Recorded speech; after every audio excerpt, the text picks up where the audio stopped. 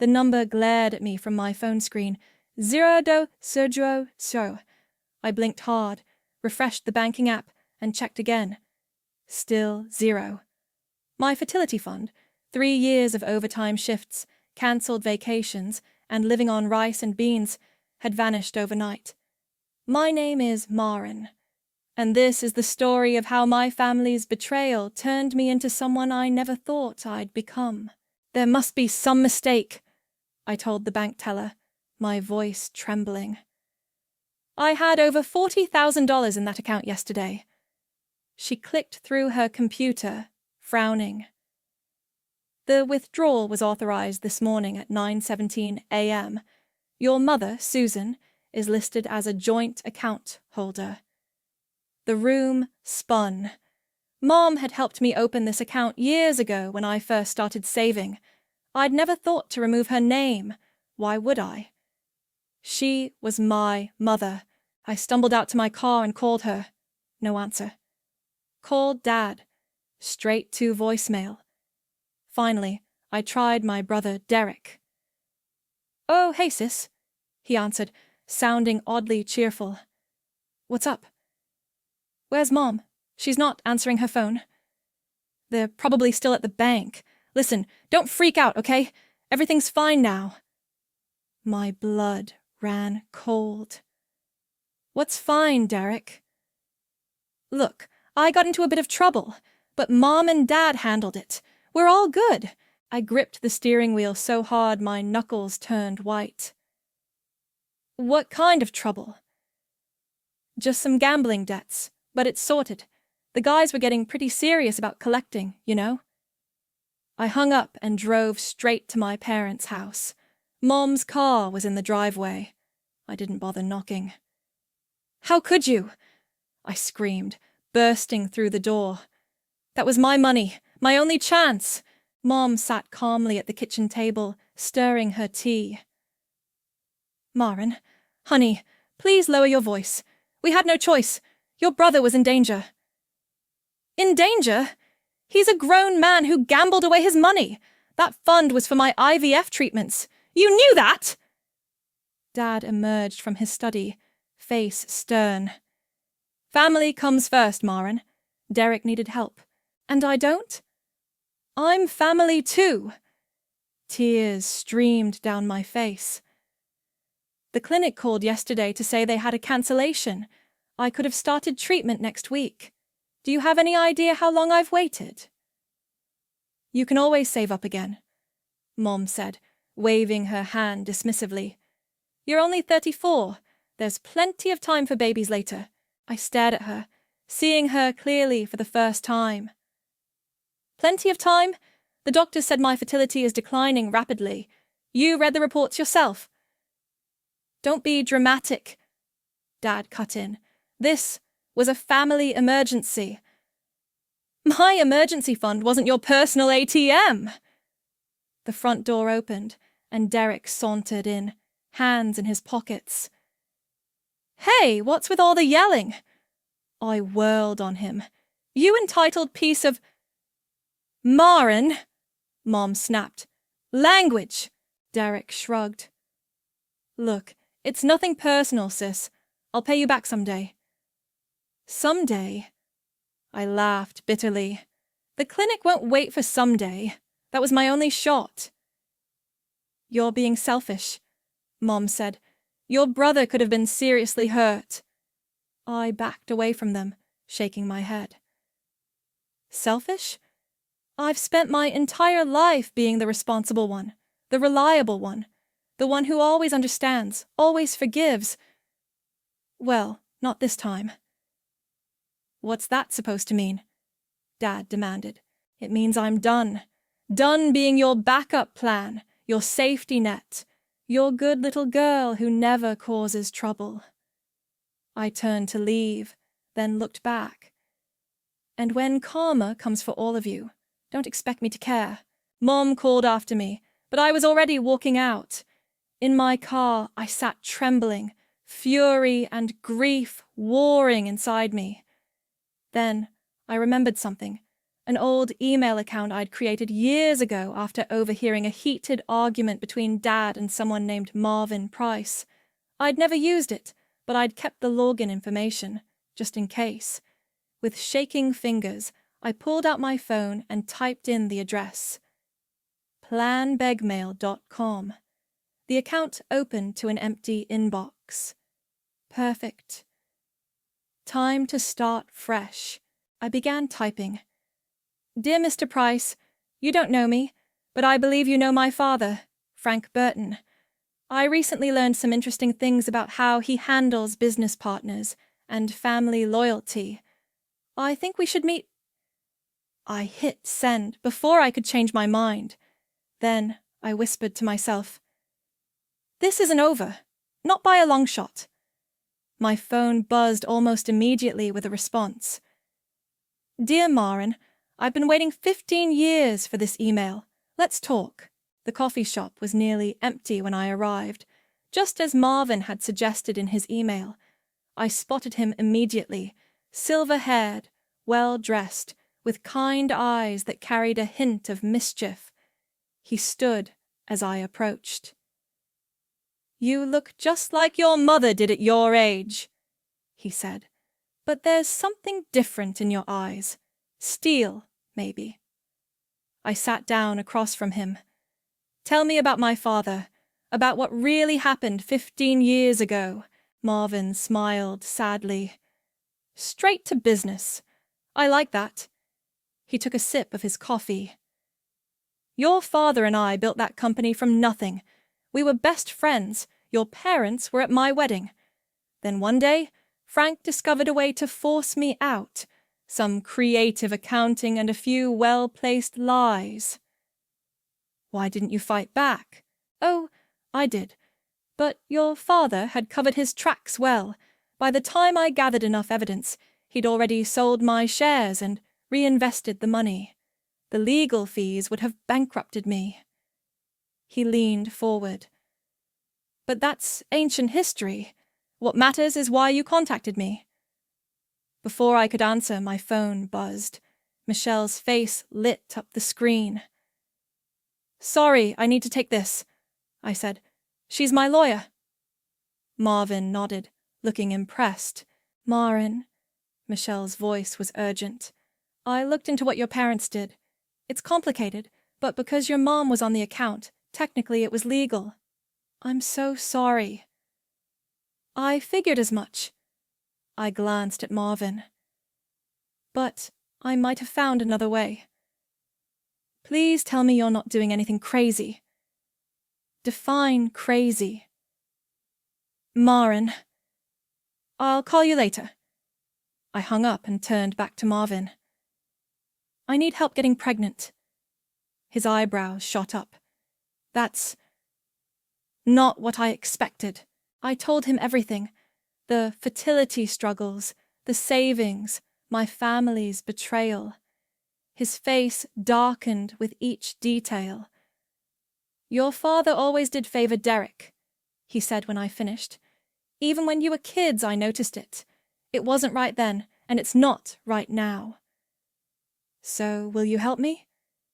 He studied me carefully. What exactly are you asking for? Money for IVF treatments. I'll pay you back eventually, with interest. And that's all? I hesitated. No. I want them to know what it feels like, to have everything they value stripped away, just like they did to me. Marvin sat back, a slow smile spreading across his face. Now that I can help with, but I have a condition. Name it. I want to be more than just a silent investor. I want to be involved. With you, with the child, as a known donor, if you're willing. My breath caught. You'd do that? Maren, I never had children of my own.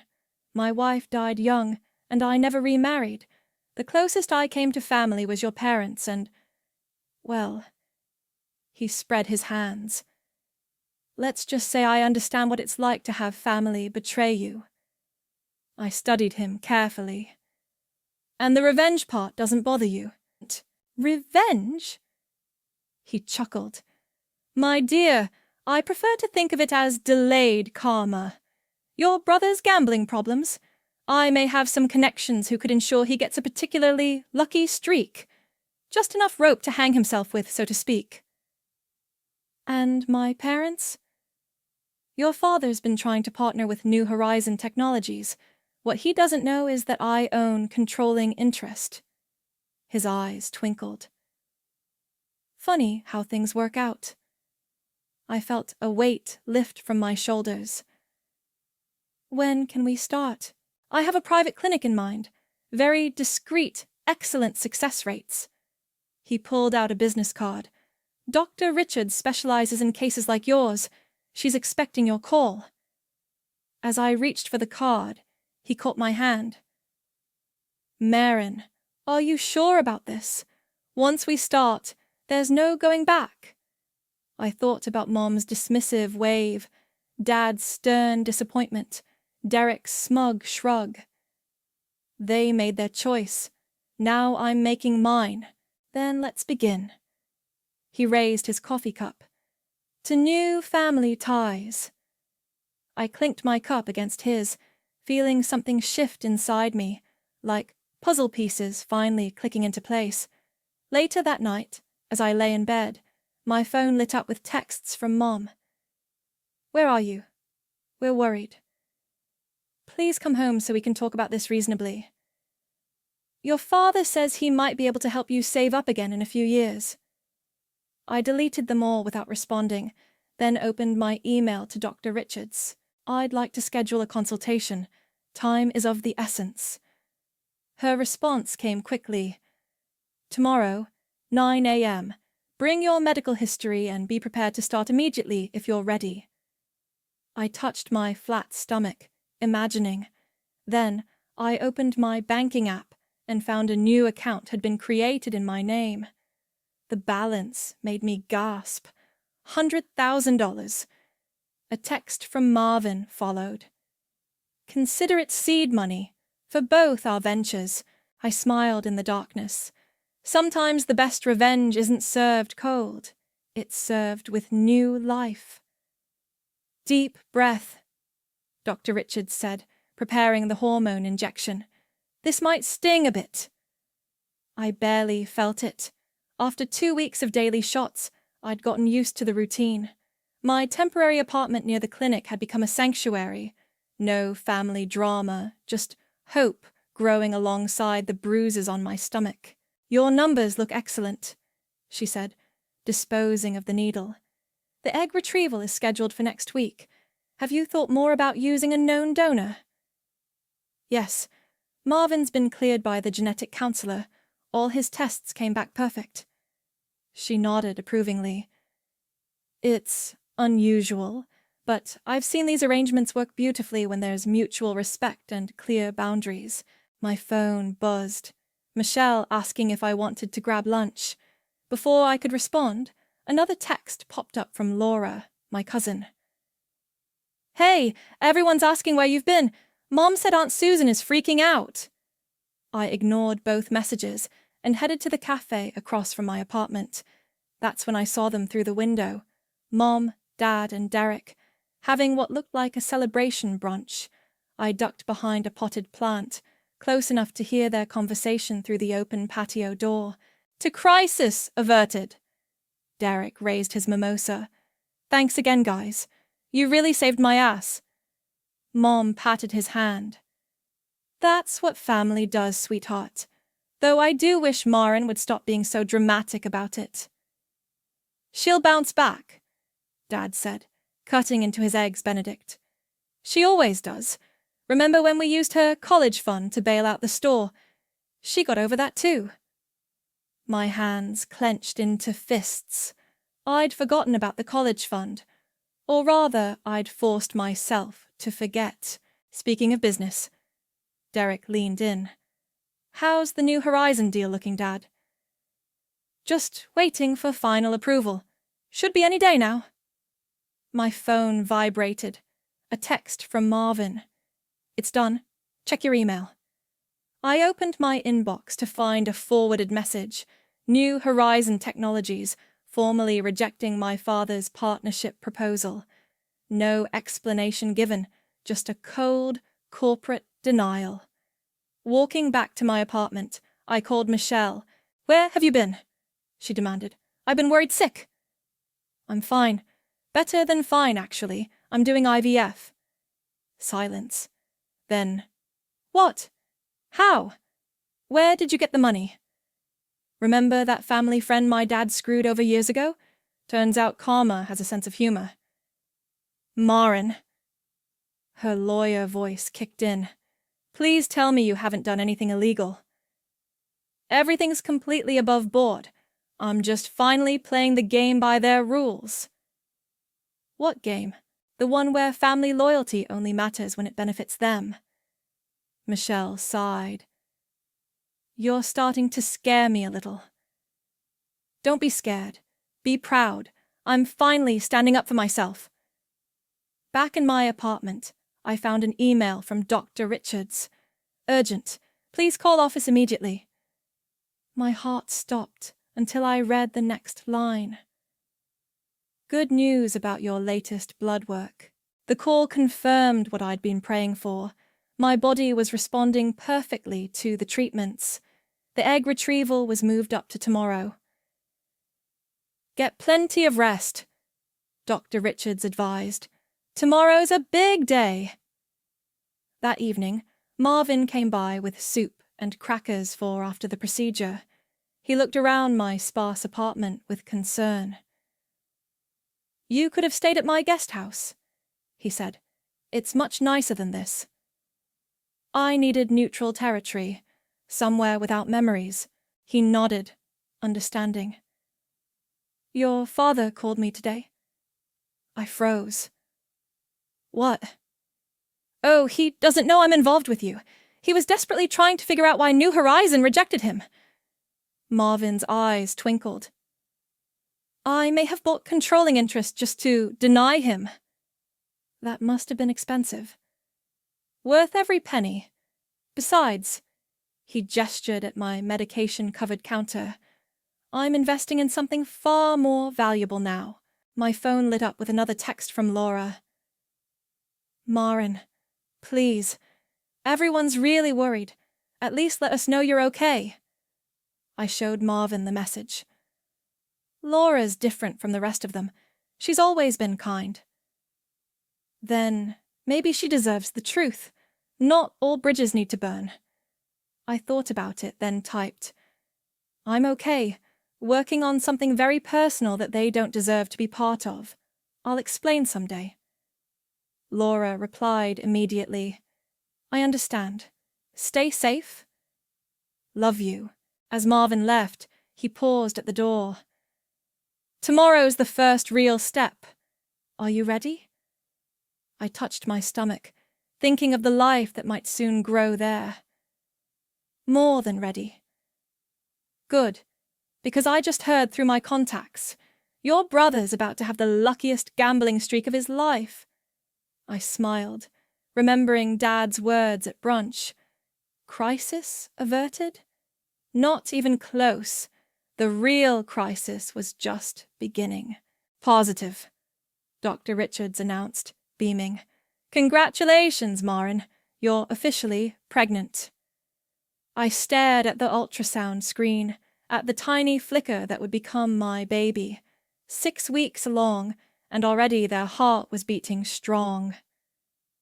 "I'll give you a moment," she said, squeezing my shoulder before leaving the room. I pulled out my phone, hands shaking, and called Michelle first. "I'm going to be an aunt?" she squealed. "Oh my God, I need to start shopping." "Easy there," I laughed. "It's still early, but yes, you're going to be an aunt. The best aunt." After hanging up, I called Marvin. His voice was thick with emotion when he answered. "A heartbeat already? That's wonderful news." "Want to come see the ultrasound pictures?" "I'll bring dinner," he said. "And we need to discuss your brother's situation." That evening, over Thai food in my apartment, Marvin filled me in. Derek's won big 3 weekends in a row, he said, passing me the pad thai.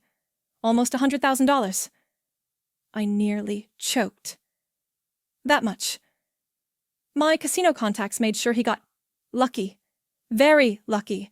And now he's convinced he's invincible. Mom and Dad must be thrilled. Oh, they are.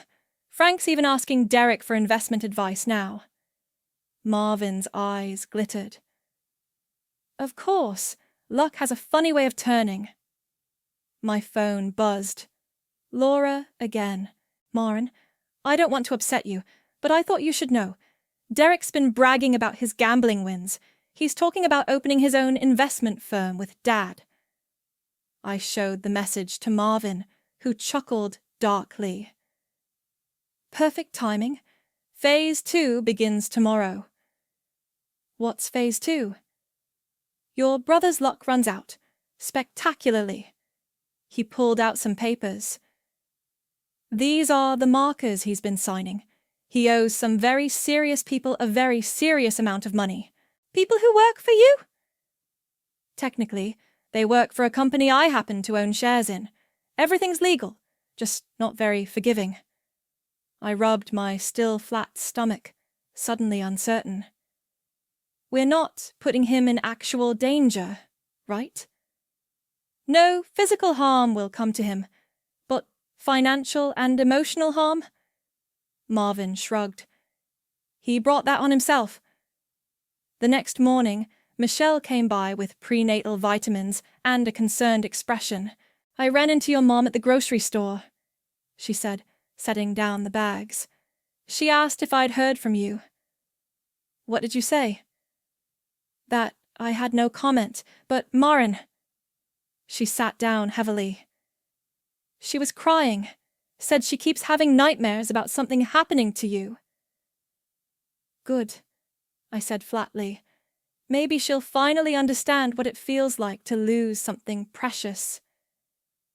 Is that really what this is about? Making them hurt like you hurt? I touched my stomach. No, this is about creating something beautiful from something ugly. The karma is just a bonus.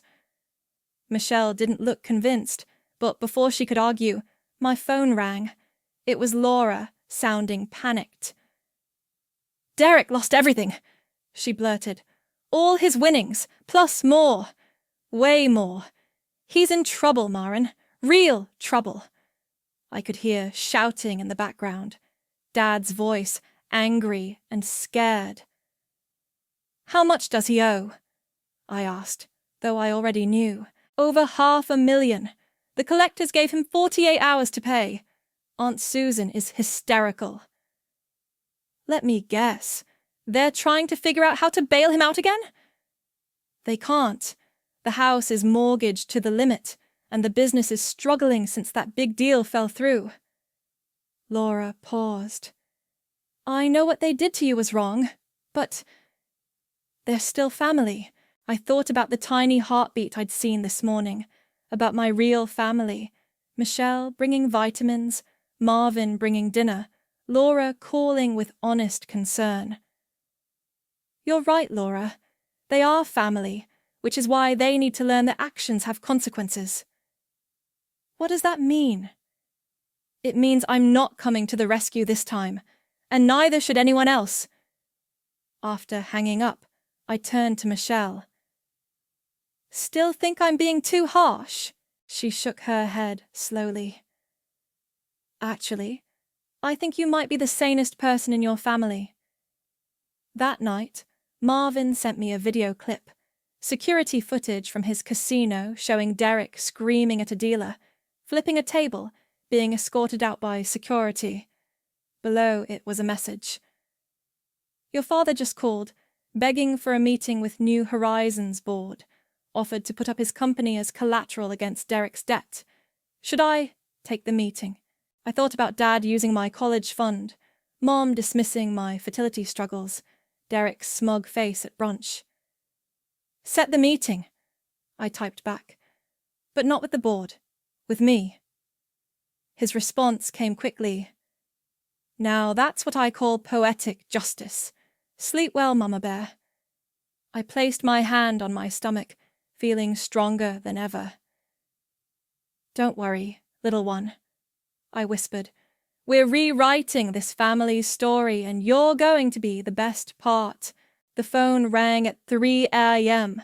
Mom's number flashed on the screen, the first time she'd called in months. Marin? Her voice cracked. Please, we need you. It's the middle of the night. Your brother, he's in trouble. These men, they're threatening him. Your father's meeting with New Horizon tomorrow, but we need a backup plan. I sat up in bed, one hand resting on my now visible baby bump. Like when you needed a backup plan for Derek's last debt. That's not fair. No. What's not fair is stealing someone's dreams and acting like it doesn't matter. Is that what this is about? You're punishing us? She started crying. We're your family. Family? I laughed bitterly. You keep using that word, but I don't think it means what you think it means. Please, just come to your father's birthday dinner next week. We can talk about everything. I almost said no, but then remembered Marvin's plan. Fine, I'll be there. After hanging up, I texted Marvin. Mom took the bait. They're desperate. His response came immediately. Perfect. Your father's meeting tomorrow will be enlightening. The next day, I met Michelle for lunch, wearing a flowing dress that did nothing to hide my pregnancy. You're showing, she exclaimed. How are you feeling? Like I'm finally in control of my life. I showed her the formal dinner invitation Mom had sent. They don't know yet about any of it. Are you sure you want to do it this way? It seems theatrical. They stole my theater fund too, you know. Junior year of high school. Said Derek needed a car for college. Michelle winced. Okay, point taken. But what about the baby? All this stress can't be good. That's why I have you. And Marvin. I checked my phone. Speaking of which, Dad's meeting should be starting right about now. Across town, in the New Horizon Technologies boardroom, my father was about to learn some hard lessons about karma. Marvin sent me updates throughout the afternoon. Your father offered his company as collateral. Board rejected it outright. He's begging now. Meeting ended. He looked broken. Good, I thought. Let him feel what broken really means. That evening, Winston Bowen, Marvin's lawyer, came by with papers for me to sign. This establishes the trust for your child, he explained, with Mr. Price as the godfather and trustee. And my family can't touch it? Not a penny. We've made it ironclad. He hesitated. There's something else. Mr. Price wanted me to show you this. He handed me a folder containing photos of Derek, entering shady buildings, arguing with dangerous-looking men, signing papers with trembling hands. All evidence of his gambling debts, Winston said, currently owned by Mr. Price's holdings company. So he owns my brother's debt. Every cent. He can call it in whenever you give the word. I studied the photos, remembering every time my parents had chosen Derek over me. Not yet. Let's wait for the perfect moment. The night of Dad's birthday dinner arrived faster than I expected. I stood outside their house, wearing a tight black dress that made my pregnancy impossible to ignore. Laura met me at the door, eyes widening. Oh my God, Marin! Surprise, I said dryly. She hugged me tight. I'm so happy for you, but how? You'll find out soon enough. Is everyone here? In the dining room. Mom's been cooking all day, trying to pretend everything's normal. I walked into absolute silence. Mom dropped a serving spoon. Dad's face went pale. Derek just stared, mouth open. Happy birthday, Dad, I said sweetly, taking my seat. You're... Mom couldn't finish the sentence. Pregnant? Yes. 4 months along. But how? Dad demanded. The money. Turns out there are still people in this world who believe in investing in dreams rather than enabling nightmares. Derek snorted. What's that supposed to mean? It means, I said, pulling out my phone, that I have a special guest joining us tonight. Someone you all used to know very well. The doorbell rang right on cue. Laura went to answer it, and footsteps approached the dining room.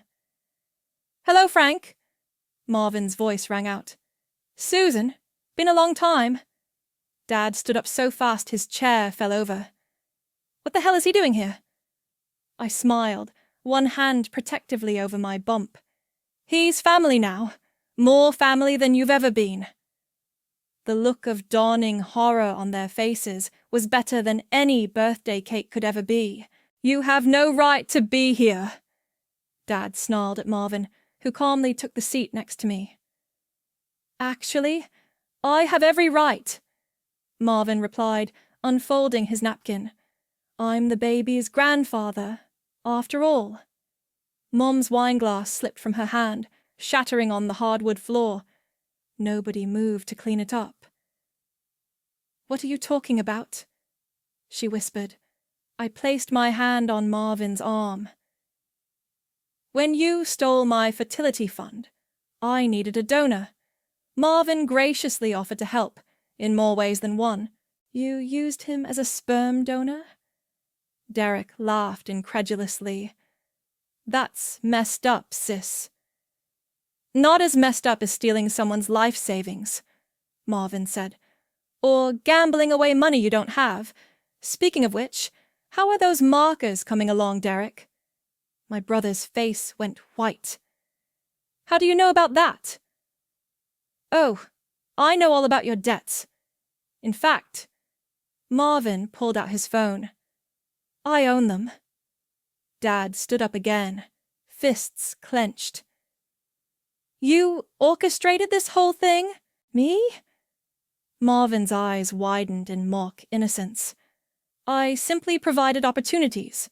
You all made your own choices, just like you did 15 years ago, Frank, when you forced me out of our company. That was business. No, I cut in. That was betrayal, just like what you did to me. The college fund, the theater money, and now my fertility savings, all sacrificed for Derek's mistakes. Laura, who had been silent until now, spoke up. Is this true, Uncle Frank? All those times? Stay out of this, Mom snapped. Why? I asked. So you can keep pretending you're the perfect parents? That Derek's the perfect son? At least I'm not some vindictive Derek started, but Marvin cut him off. Careful now, those debt collectors I mentioned, they're getting rather impatient. Would be a shame if they decided to collect early. Derek slumped in his chair, defeated. Mom turned to me, tears streaming down her face. How could you do this to us? We're your parents. Parents? I stood up, my chair scraping back. Parents don't steal their daughter's future. Parents don't dismiss their child's dreams. Parents don't play favorites until one kid breaks and the other becomes a monster. That's enough! Dad slammed his hand on the table. No, it's not enough, I said. Because here's the best part. Remember that New Horizon deal you were counting on? The one that would save your company? Dad's face went slack. No. Yes, Marvin smiled. I own controlling interest. Have for years. Been waiting for the right moment to use it. You can't do this, Mom pleaded. Actually, we can, I said. And we have. The company's worthless now, isn't it, Dad? No partnership, no bailout for Derek. Nothing left to steal from me. Laura stood up. I think I need some air.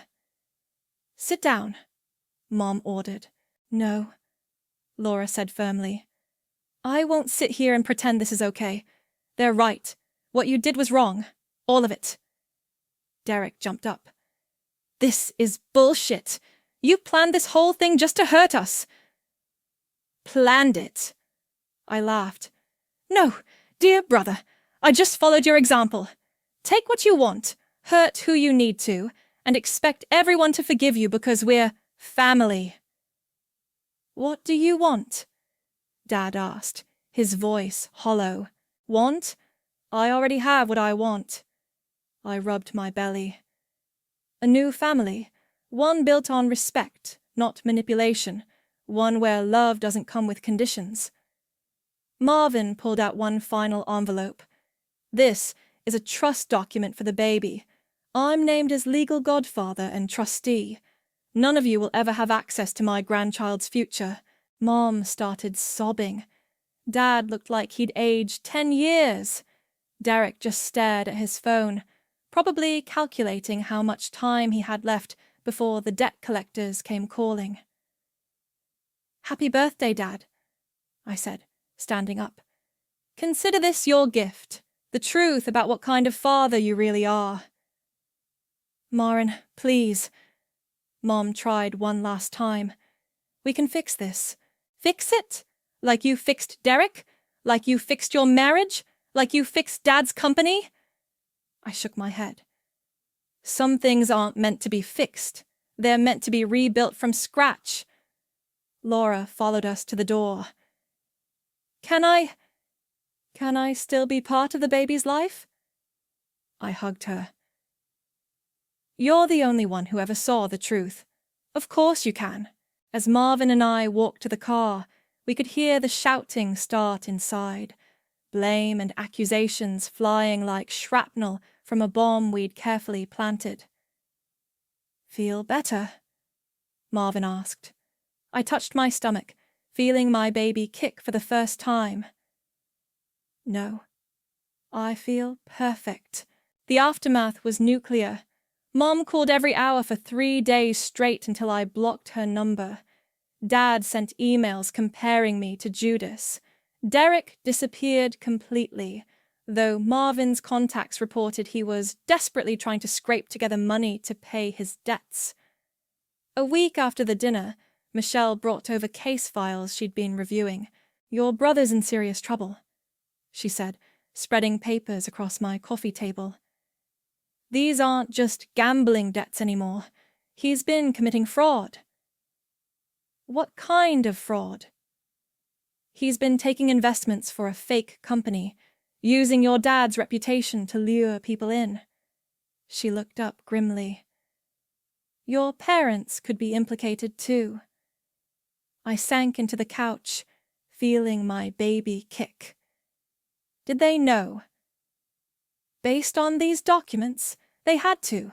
The company address is listed as their home. My phone buzzed. Laura calling. It's bad, she said without preamble. Uncle Frank had a meltdown at work. Started throwing things, screaming about betrayal. They called security. What about Mom? She's telling everyone you're mentally unstable, that pregnancy hormones made you crazy. Nobody believes her, though. Not after what Derek did. I hung up, feeling hollow. This wasn't quite the satisfaction I'd expected. Marvin came by that evening, looking troubled. The debt collectors visited your brother today, he said. He tried to run. My head snapped up. Is he okay? Physically? Yes. Financially? He's ruined, and he dragged your parents down with him. Marvin sat heavily. Frank's company is being investigated for fraud. The house is being seized. It's worse than I planned. Then you planned? He had the grace to look ashamed. I may have helped things along, called in some favors, made sure certain documents found their way to the right authorities. Why? Because they needed to learn. His eyes hardened. What they did to you, what Frank did to me, It wasn't just wrong, it was criminal. They've been getting away with it for too long. A knock at the door interrupted us. It was Mom, looking like she'd aged a decade. 5 minutes, I said, leaving her in the hallway. That's all you get. She stepped inside, flinching when she saw Marvin. Your father's being arrested, she said flatly. Derek, too, when they find him. Did you want this? To destroy our whole family? You destroyed it yourself, I replied. Every time you chose him over me. Every time you enabled his crimes. Every time you stole my future to save his. We were trying to protect him. And who protected me? My voice cracked. Who protected my dreams? My child's future? I did. Marvin stood up. Because that's what real family does. Mom turned on him. You orchestrated all of this. You used my daughter for revenge. No, Susan. I gave her choices. Something you never did. He stepped closer. Remember when she won that theater scholarship? When Frank convinced you to give that money to Derek instead? I was there that night. I saw her crying on the back porch while you celebrated Derek's new car. Mom's face crumpled. We thought she'd understand. She did understand. She understood perfectly that she would never be your priority. My phone buzzed again. A text from Laura. Police just left our house. They're looking for Derek everywhere. Mom saw the message over my shoulder and broke down completely. Please, she begged, help us fix this. I touched my stomach, feeling my daughter kick. Some things can't be fixed, Mom. Some things shouldn't be. He's your brother, and I'm your daughter. Was your daughter. But now, I gestured to my belly. Now I'm something more important. I'm a mother, and I will never ever treat my child the way you treated me. After she left, Marvin turned to me. Are you okay? No, I admitted. But I will be. We will be. He nodded, understanding. The trust papers are finalized. Your daughter will never want for anything. Our daughter, I corrected him. You're her grandfather now, remember? His eyes misted over. I never thought I'd hear those words. That night, I couldn't sleep. I kept thinking about Derek, running from his mistakes, about Dad facing arrest, about Mom finally understanding what it means to lose everything. Michelle texted. Just saw the news. Your dad and brother are being charged with multiple counts of fraud. You okay? I wrote back. They made their choices. I made mine. Then I felt another kick, stronger this time. My daughter, reminding me that sometimes the best revenge isn't destroying the old family, it's building a new one. I opened my baby namebook to the page I'd bookmarked. Elise. It meant God's promise. Or, in my case, Karma's promise. Push! Dr. Richards commanded. She's almost here. Michelle squeezed my left hand, Marvin my right. One final push, and suddenly the room filled with the most beautiful sound I'd ever heard. My daughter's first cry. She's perfect, Dr. Richards announced, placing her on my chest. Congratulations, Mama. I looked down at Elise's tiny face, seeing pieces of myself, pieces of Marvin, pieces of a future unbound by the past. Laura arrived an hour later with flowers and tears. She's gorgeous, Marin. Can I hold her? As I watched my cousin cradle Elise, Michelle showed me the morning's news on her phone. Local businessman and son plead guilty to investment fraud. Dad took a deal, Laura explained softly. 5 years. Derek got 8. And Mom? Living with my parents. She's different now, quieter. Marvin, who'd been by the window, turned around. She sent this. He held up a letter. Want me to read it? I nodded, holding Elise closer. Dear Maren, he began. Today, I finally understood what I did to you.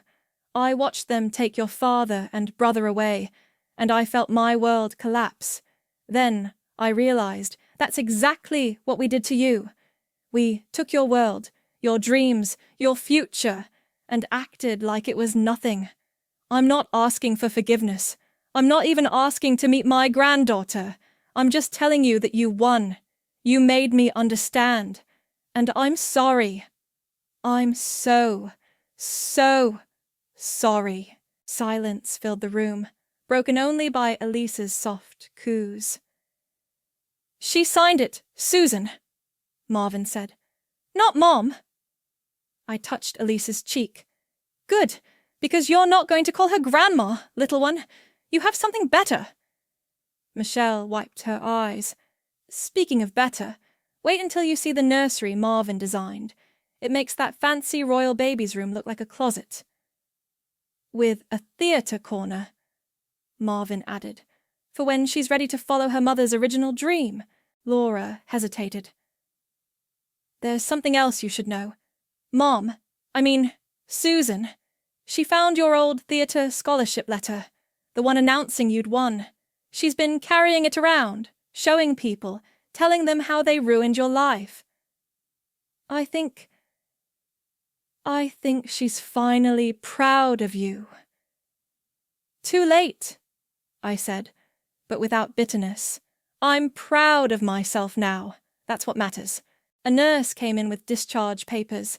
As she helped me prepare to leave, she smiled at our unusual group, my best friend, my cousin, my daughter's grandfather, all fussing over arrangements. Quite a support system you have, she observed. Yes, I agreed. My real family. At home, Marvin had transformed his guest house into a perfect mother-daughter sanctuary. As I settled into the nursing chair, Elise in my arms, Michelle brought me a stack of cards and letters. From your theatre friends, she explained. They read about everything in the news and wanted to reach out. One envelope caught my eye, from my old drama teacher. Inside was a check and a note. For Elise's first acting classes. Break a leg, Mama. You know, Marvin said, watching me read. There's still time to pursue that dream. The local theatre company is always looking for talent. I looked down at Elise, then around at my chosen family. Maybe, but I think I found an even better role. Laura stayed for dinner, helping Michelle arrange flowers while Marvin heated up homemade soup. My phone buzzed with a text from Winston, Marvin's lawyer. Trust papers officially recorded. Elise's future is secure. Also, your father asked me to deliver a message. You won. I hope it was worth it. I typed back. It wasn't about winning. It was about breaking the cycle. That night, after everyone left and Elise was sleeping soundly in her bassinet, I sat in the theatre corner of her nursery. The walls were painted with scenes from classic plays, and a tiny spotlight cast star-shaped shadows on the ceiling. Once upon a time, I whispered to my sleeping daughter, there was a girl who thought family meant sacrifice. She thought love meant giving up dreams. But then she learned something important. Real love multiplies dreams. It doesn't divide them. Real family builds you up, not breaks you down. Elise stirred, her tiny hand gripping my finger. And you, my little star, will never have to choose between your dreams and your worth, because you were born into a better story. Outside, I could hear Marvin in his study, probably already planning Elise's future. Michelle had left dinner for tomorrow in the fridge. Laura promised to visit again soon. This was my revenge. Not destruction, but creation. Not punishment, but rebirth. And it was perfect.